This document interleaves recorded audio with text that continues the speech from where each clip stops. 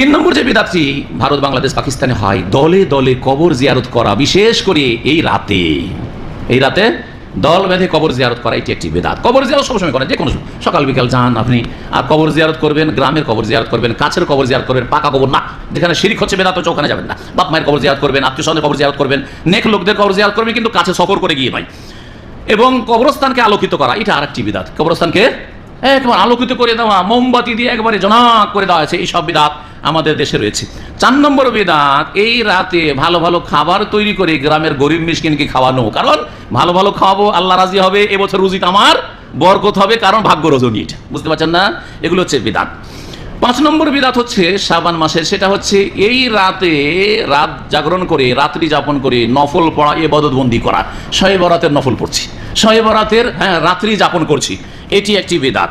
6 নম্বরের বিদাত হচ্ছে এই 15 শাবানের দিনে রোজা রাখা, বিশেষ স্পেশালি এই দিনে রোজা রাখতে হবে, আগেও রাখলো না পরেও রাখলো না, শুধু 15 শাবানের রোজা।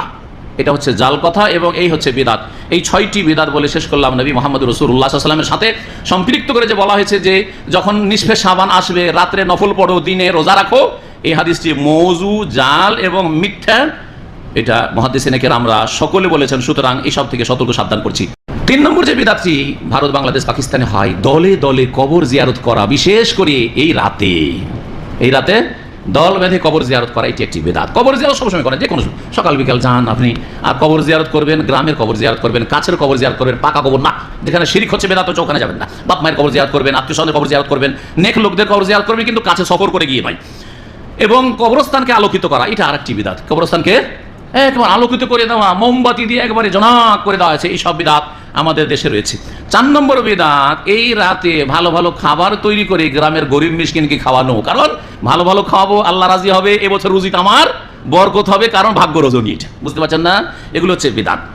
5 নম্বর বিদাত হচ্ছে শাবান মাসের, সেটা হচ্ছে এই রাত জাগরণ করে, রাত্রি যাপন করে নফল পড়া, ইবাদতবন্দি করা। শবে বরাতের নফল পড়ছি, শবে বরাতের রাত্রি যাপন করছি, এটি একটি বিদাত। 6 নম্বরের বিদাত হচ্ছে এই 15 শাবানের দিনে রোজা রাখা, বিশেষ স্পেশালি এই দিনে রোজা রাখতে হবে, আগেও রাখলো না পরেও রাখলো না, শুধু 15 শাবানের রোজা।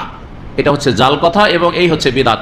এই 6টি বিদাত বলে শেষ করলাম। নবী মুহাম্মদ রাসূলুল্লাহ সাল্লাল্লাহু আলাইহি ওয়াসাল্লামের সাথে সম্পৃক্ত করে যে বলা হয়েছে যে যখন নিসফে শাবান আসবে, রাত্রে নফল পড়ো, দিনে রোজা রাখো, এই হাদিসটি মওযু, জাল এবং মিথ্যা, এটা মুহাদ্দিসিনে কেরামরা সকলে বলেছেন। সুতরাং এইসব থেকে সতর্ক সাবধান করছি।